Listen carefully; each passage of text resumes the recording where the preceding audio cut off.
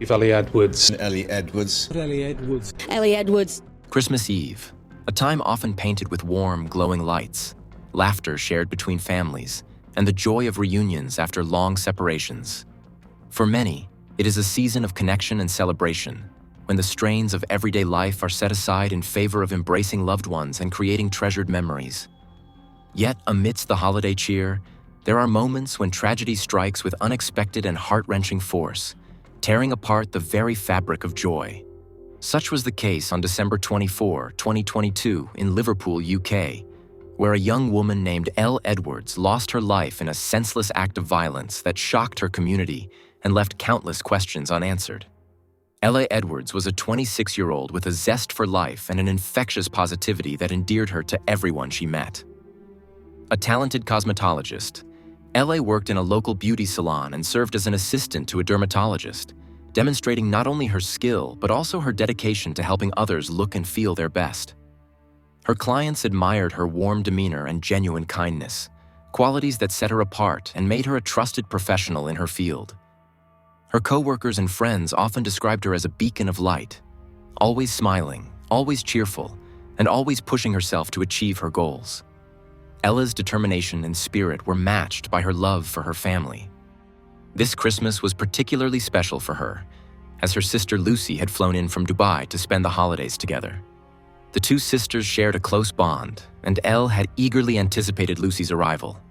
To celebrate this reunion, Elle, Lucy, and their friends decided to enjoy the festive season in style by heading to a local pub in the Ali Village area of Liverpool. The pub was a hub of holiday cheer that night, filled with patrons singing karaoke, dancing, and reveling in the joyous atmosphere of Christmas Eve. For Ella and her friends, the night was one of laughter and celebration. They danced, sang, and toasted to the season, cherishing the moment without a hint of what was to come. The pub, alive with merriment, seemed worlds away from danger. But as the clock neared midnight, the unthinkable happened. An unknown assailant, lurking in the shadows, approached the establishment and opened fire. The attack was sudden, deliberate, and devastating. At approximately 11:50 p.m., an emergency call was placed, reporting the sound of gunshots outside the pub. Witnesses described the chaos and fear that erupted as the shots rang out. 12 rounds were fired in rapid succession, 2 of which struck Elle. 1 bullet caused a catastrophic injury to her head. Emergency responders arrived quickly, and Elle was rushed to the nearest hospital. Tragically, despite their efforts, she succumbed to her injuries en route, her life extinguished far too soon.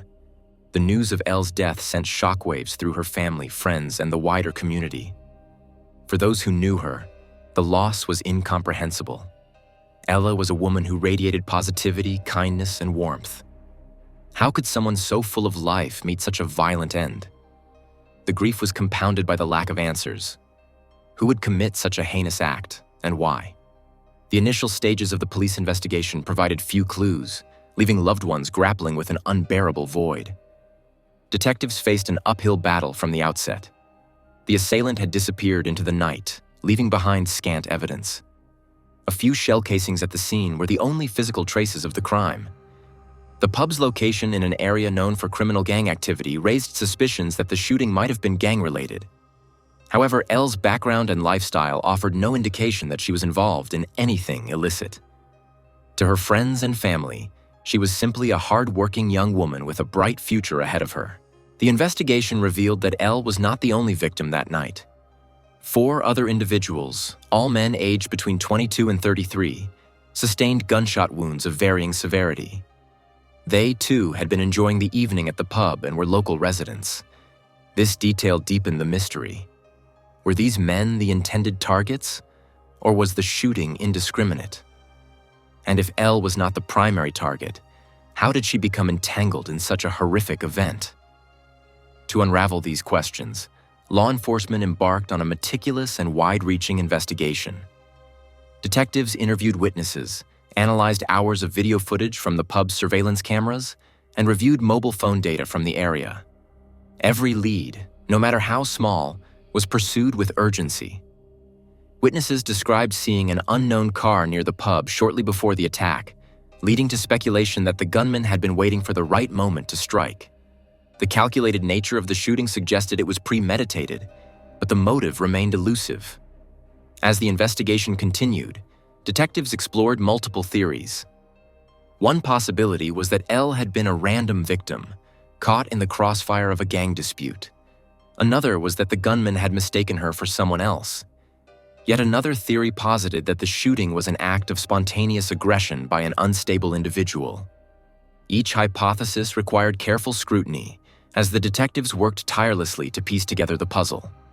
The case drew significant media attention, both for its shocking nature and for the outpouring of grief from the community. The media were promptly notified to assist in the ongoing investigation, with law enforcement emphasizing the importance of community involvement. Officers urged anyone with potentially valuable information to come forward, especially if they possessed video recordings from the night of the crime. It was believed that such recordings might capture the vehicle used by the assailant, providing critical evidence.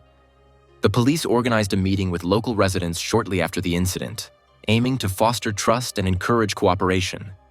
Community members were reassured that their safety was a priority and that measures were being taken to protect them from any retaliatory actions by local feuding clans. To strengthen these efforts, community leaders and activists stepped in to support the initiative. They worked tirelessly, going door to door to engage with neighbors and gather any information that could aid the investigation.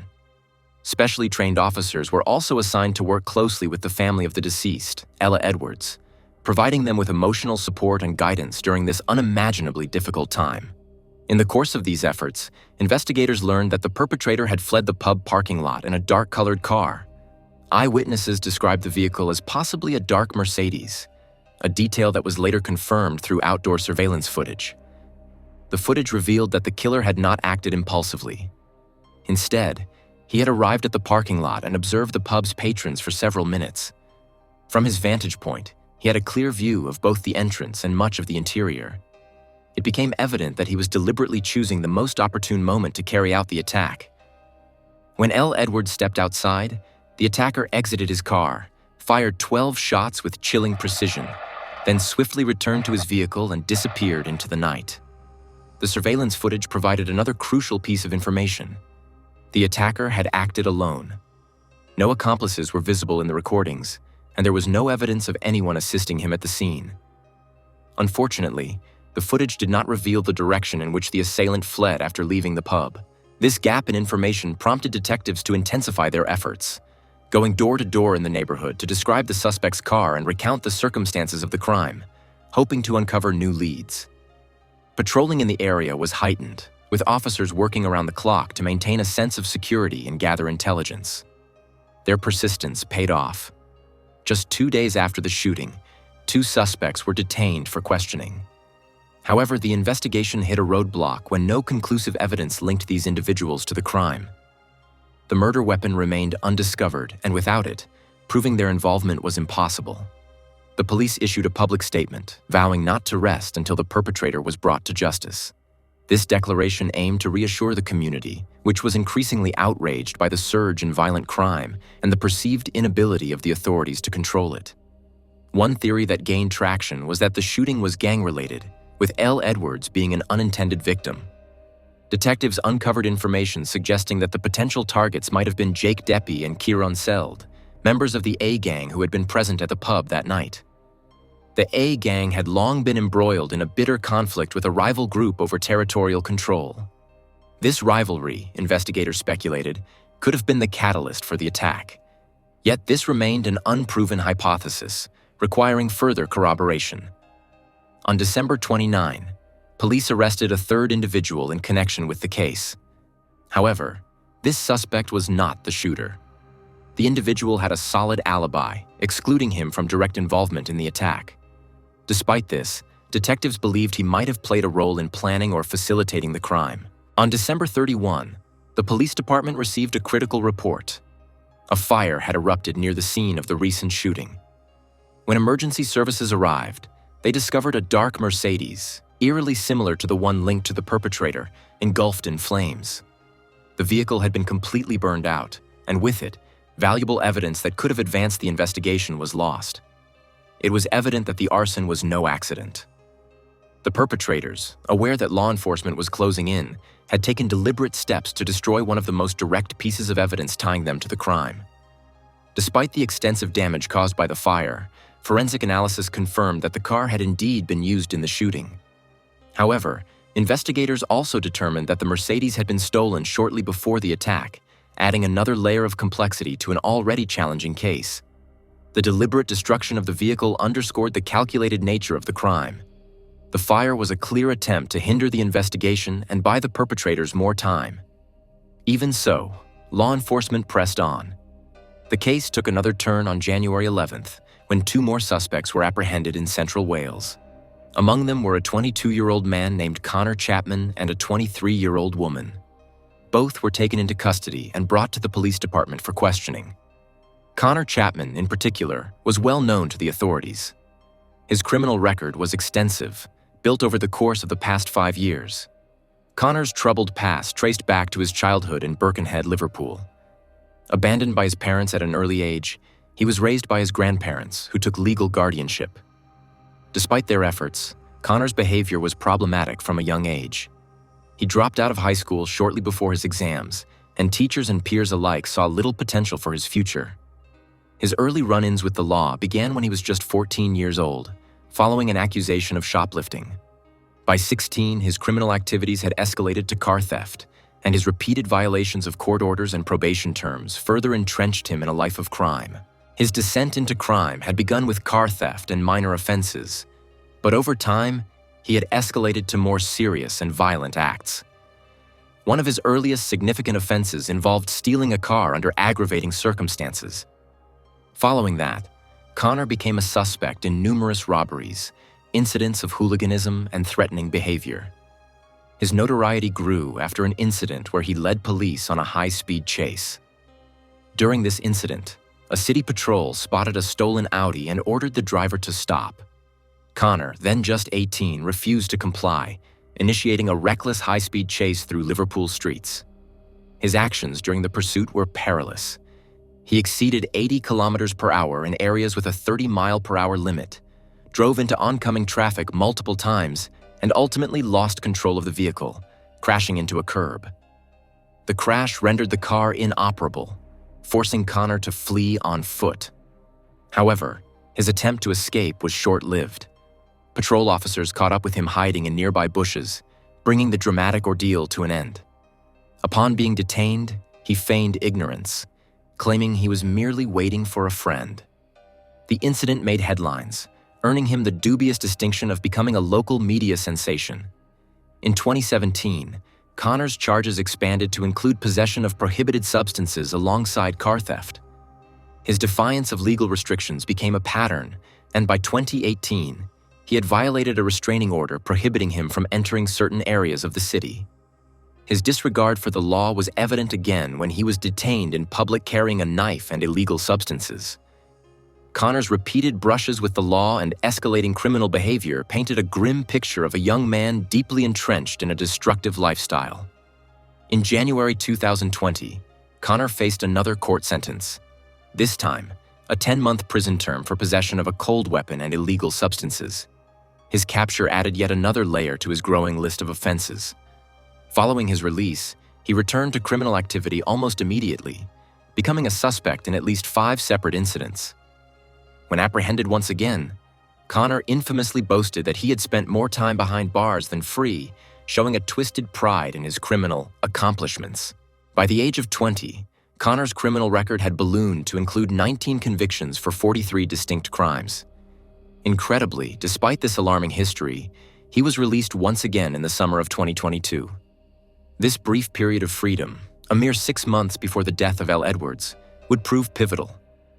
During these months, Connor was brought to court again, facing charges unrelated to his gang activities, but instead concerning the theft of 2 electric motorcycles. His lawyer tried to evoke sympathy by highlighting his personal circumstances. Connor had become a father while incarcerated and was expecting another child with his pregnant girlfriend. In court, Connor professed a desire to turn his life around, promising to reform for the sake of his growing family. These statements, however, were nothing more than hollow platitudes. It was clear to those familiar with his history that Connor's words were a ploy to secure his release and return to his life of crime. By this time, the police were acutely aware of Connor's deep involvement in one of the local criminal gangs notorious for trafficking illegal substances. Yet, his conviction in court revolved around lesser offenses, allowing him to avoid significant legal consequences. This leniency would prove catastrophic. On December 24, 2022, tensions between two rival gangs reached a boiling point. The groups clashed over territorial control near the wooden church in the Beechwood Estates area. What began as a heated dispute soon escalated into a vendetta. After failing to negotiate a settlement, Connor decided to retaliate violently. Armed with a submachine gun, he spent hours stalking his intended targets, Karen Seld and Jake Duffy, members of the rival gang. He tracked them to the Moac pub, where they were unwinding shortly before midnight. Connor's attack was meticulously planned. He drove to the pub's parking lot and waited, observing his targets from a distance. Once he confirmed their presence, he waited for the opportune moment to strike. At last, Connor emerged from his vehicle, weapon in hand, and unleashed a barrage of 12 bullets toward the pub. His intended target, Jake Duffy, was critically injured but survived the attack. In a tragic accident, Elle Edwards, an innocent, was hit by 2 bullets, and both hit her in the head. This senseless act of violence sent shockwaves through the community. The young beauty, Elle Edwards, fought valiantly for her life, but tragically passed away in the arms of medics as they raced to the hospital. That evening, she had unknowingly crossed paths with the targets of a gang attack, blissfully unaware that the festive merriment would end in such a devastating tragedy. The pub was bustling with patrons enjoying the holiday spirit, but the peace was shattered in an instant. One person, Elle, lost her life, while 4 others sustained injuries. A 22-year-old man was shot in the leg, a 24-year-old man suffered an arm wound, and a 33-year-old man was injured in the wrist. Fortunately, none of these injuries were life-threatening. Ella's friends, desperate to save her, immediately attempted to provide first aid and perform artificial respiration on the spot. Despite their courageous efforts, it was not enough to save her life. Ella's sister, Lucy, who had flown in from Dubai to spend Christmas with the family, narrowly escaped harm. Just minutes before the attack, Lucy had left the pub. Later, she tearfully recalled how she had tried to persuade her sister to leave with her, but Ella had decided to stay and enjoy more time with her friends. The tragedy sent shockwaves through the community. On January 25, 2023, Ella's funeral was held, drawing hundreds of mourners. Friends, family, and concerned citizens gathered to pay their respects to the young woman who had become an innocent victim of a senseless gang feud. Her body was transported to the local church in a hearse drawn by 4 white horses, a poignant and solemn tribute to her life. Even the pub, the site of her last celebration, closed its doors that day as a mark of respect. The establishment's owner shared a heartfelt message of support for Elle's family on social media, reflecting the collective grief and solidarity of the community. Meanwhile, the ongoing investigation into the violent attack that claimed the life of Elle Edwards brought to light a vast array of chilling details. From the outset, the authorities were certain that the crime had been carefully planned and executed with ruthless precision. But unfortunately, it accidentally took the life of Elle Edwards. The main perpetrator, Connor Chapman, became the central figure in the police inquiry. When numerous witnesses and evidence appeared incriminating Connor, he was hit with a barrage of accusations, the most serious of which was premeditated murder. As the police dug deeper, it became evident that Connor Chapman had not acted alone. He had at least one direct accomplice who played a crucial supporting role. This accomplice, a 20-year-old named Thomas Nord, was closely associated with Connor through a criminal network known for petty theft, drug trafficking, and territorial intimidation. In the days following their initial arrests, investigators secured warrants to search properties associated with both suspects. During the meticulously supervised searches, they discovered a damning piece of digital evidence, a video recording stored on Thomas Nord's mobile phone. The footage, time-stamped just hours before the attack, showed Connor handing a firearm to Thomas while explicitly stating his intent to settle scores with a particular individual or group. While the exact target was not identified by name in the recording, The tone of Connor's voice and his brazen display of the weapon left no doubt that the impending act of violence was intentional and premeditated. This video would later prove to be a pivotal piece of evidence in the prosecution's case. It showcased not only Connor Chapman's willingness to commit violence, but also his attempt to enlist the aid of Thomas Nord in carrying out his plan. The recording undercut any potential defense claims that the shooting had been spontaneous or reactionary. Instead, it painted a picture of an assailant who had been carefully mapping out his crime and cultivating an environment of fear, intimidation, and deadly force. The events on the night of the attack were equally disturbing. After the shooting at the Moak pub, an establishment known for its friendly atmosphere and late-night gatherings, especially during the holiday season, panic and chaos ensued. Elle Edwards, an innocent bystander who had simply been enjoying an evening out, lay fatally wounded. Multiple other patrons were injured, their lives forever changed by the sudden eruption of violence. Connor Chapman and Thomas Nord quickly fled the scene in a stolen Mercedes, leaving a trail of fear and devastation in their wake. In the aftermath, investigators worked tirelessly to trace the suspect's steps. Connor and Thomas had anticipated such measures. After abandoning the Mercedes, the pair tried to orchestrate an elaborate cover-up.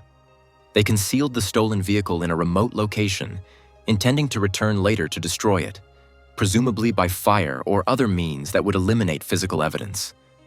Although no direct murder weapon was recovered, a common challenge in firearm-related homicides, detectives seized an opportunity to tie Connor Chapman to the crime through other forensic avenues. A painstaking examination of the crime scene revealed small but significant pieces of ballistic and biological evidence. Among the shell casings scattered where the shooter had stood, one bore a critical clue. It carried DNA traces that matched Connor Chapman's genetic profile. Forensic scientists, using rigorous extraction methods and DNA amplification techniques, confirmed that these traces belonged to Connor with a certainty high enough to be admissible in court. This effectively placed the defendant at the location of the shooting and directly implicated him in discharging the fatal rounds. CCTV footage from inside and around the Moak pub also played a crucial role. In the surveillance recordings, the perpetrator could be seen wearing distinctive red gloves. These gloves were not a common brand or style found in local shops. They were somewhat unique in pattern and color saturation. During a subsequent search of Connor's residence, investigators discovered a pair of red gloves that matched those captured on CCTV. The gloves were of the same brand, size, and distinctive appearance. While the defense might have argued that identical gloves were not inherently rare, the coincidence was too significant to ignore, especially when considered alongside the DNA evidence on the shell casing and the incriminating video on Thomas's phone. The suspect's attempts to evade capture became increasingly desperate and convoluted. After abandoning the stolen Mercedes, they contacted a taxi service using a false name, a tactic clearly intended to mask their identities and movements. The unsuspecting taxi driver, who later testified in court, had no idea that he was transporting armed fugitives who had just executed a fatal shooting. For several critical hours, the taxi ride provided Connor and Thomas with a superficial alibi and an opportunity to regroup. However, their house of cards collapsed when they returned to the hidden Mercedes at around 5 a.m. to destroy it. Under cover of darkness, they attempted to set the vehicle ablaze. Although the fire consumed valuable forensic materials, such as fibers, hair, and latent fingerprints, it did not entirely eradicate the link between the criminals and the car. The investigation team had already documented the vehicle's unique identification marks and traced its recent movements through traffic cameras and automatic license plate recognition systems. Additionally, neighbors in the area where the car was hidden had reported suspicious activity, assisting the police in reconstructing the timeline. This diligent groundwork meant that even the hastily set fire could not sever the connection between the stolen Mercedes and Connor Chapman's orchestrated assault. As the case moved towards trial, the prosecutor's office prepared a meticulously organized portfolio of evidence. The trial, concerning the murder of Elle Edwards, was widely publicized, and public sentiment had turned overwhelmingly against the perpetrators. In the courtroom, Connor Chapman attempted to deny that he was the individual seen in the CCTV footage. He claimed, under oath, that at the time of the murder, he was at home wrapping Christmas gifts for his family. This narrative was not only thin and unconvincing on its face, it directly contradicted tangible pieces of evidence. There were no gifts found partially wrapped at his residence, no corroborating witnesses to his supposed domestic holiday preparations, and no phone or location data to support his claim. In contrast, the prosecution presented a compelling web of interrelated facts. The DNA evidence from the shell casing, the unique red gloves, the video on Thomas Nord's phone, witness statements placing Connor near the crime scene, and the timeline of his movements all coalesced into an irrefutable argument that Connor Chapman had indeed been the gunman who opened fire that night. The court hearings lasted over 3.5 weeks, during which time every detail of the rivalry and the events leading up to the murder was dissected. The case revealed that the primary motivation for the shooting stemmed from a bitter territorial conflict between two criminal gangs operating in the region. Though the exact names of these gangs were not disclosed publicly for fear of inciting further violence, witnesses testified about the escalating tensions. Territorial disputes over lucrative drug markets, control of certain neighborhoods, and personal vendettas had set the stage for a violent confrontation. Connor Chapman did not know Elle Edwards personally. She had merely been in the wrong place at the wrong time. To him, and to others like him trapped in the cycle of gang violence, her life was collateral damage, an inconsequential factor overshadowed by his obsessive drive to settle scores and dominate his rivals. During the trial, forensic psychologists provided insight into Connor's psyche. He appeared consumed by fury and an inability to empathize with innocent bystanders. This lack of remorse was underscored by his extensive efforts to eliminate evidence after the shooting. Rather than showing any regret for the life he had taken, he and Thomas Nord methodically tried to cover their tracks, destroying what they could and lying about the rest. Their evasions ranged from small fabrications to major deceptions, such as claiming the Mercedes was not stolen but rather a commonly shared vehicle among their criminal cohort, used merely to distribute illegal substances, not to commit murder. After the attempted murder, Connor's plan had been to flee abroad, specifically to Spain, in an effort to avoid capture. He consciously avoided using any traceable modes of transport, and if he had succeeded in leaving the country, apprehending him would likely have been more complicated and lengthy. Detectives, fully aware of this possibility, moved swiftly. They monitored local airports, ferry terminals, and train stations. Thanks to efficient coordination between different branches of law enforcement, Connor was apprehended at the airport as he attempted to board a flight. This crucial moment of interception prevented him from slipping beyond the reach of British law and provided further evidence of his consciousness of guilt. In the face of the overwhelming evidence, Connor's continued claims of innocence rang hollow. He insisted that he had not fired the weapon and argued that he had only recently learned that someone in his group had used the Mercedes in the pub attack. However, this narrative was thoroughly dismantled by the prosecution. Expert witnesses testified about the DNA on the shell casing. Ballistic experts explained that the weapon's trajectory and the shooter's position matched the vantage point Connor would have occupied according to CCTV footage. The cumulative weight of all these facts proved insurmountable. Before the jury withdrew to deliberate, the father of Elle Edwards took the stand to deliver a heartfelt victim impact statement. He expressed a fervent hope that Connor Chapman, a man who had treated human life as disposable, would never again enjoy the simple pleasures of holiday gatherings with family. His voice cracked as he spoke of the emptiness left behind, the dreams shattered, and the irreplaceable loss that he and his family would carry for the rest of their days. The jury, composed of ordinary citizens called upon to deliver justice, heard all of this with solemn attention. After approximately 3 hours of intense discussion, they returned to the courtroom. Their verdict was unanimous. They found Connor Chapman guilty on all charges: murder, attempted murder, and related firearm offenses. No shred of remorse had been shown. On July 7, 2023, Connor Chapman stood before the judge to receive his sentence.